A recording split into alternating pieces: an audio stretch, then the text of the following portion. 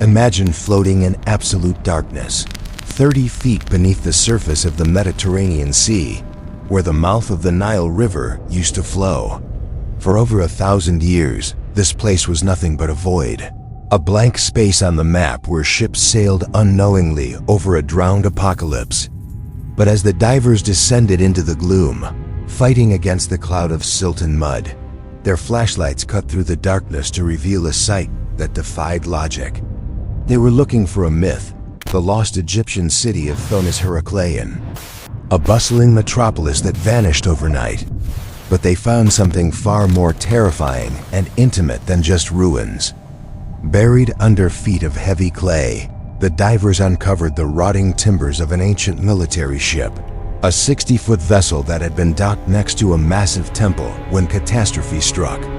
And there, trapped beneath the wreckage, lay the crew. These were not mummies carefully prepared for the afterlife. These were the chaotic, twisted skeletons of men who died screaming. The sediment had preserved them in their final moments of agony, pinned down by massive limestone blocks that had toppled from the temple above during a massive earthquake and soil liquefaction event. It was a freeze frame of a violent disaster that happened in seconds, but has lasted for millennia.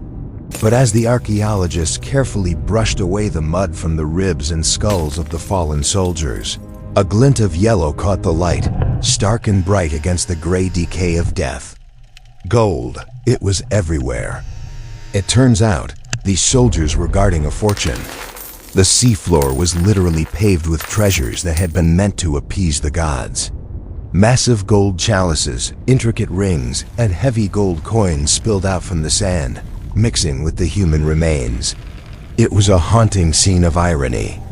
The gold was pristine, shining as brightly as the day it was forged, untouched by the salt water, while the humans who coveted it were reduced to nothing but fragile white bones. They found giant statues of Egyptian gods, over 15 feet tall, staring blankly into the abyss, surrounded by amulets of lapis lazuli and bronze mirrors. This was not just a shipwreck.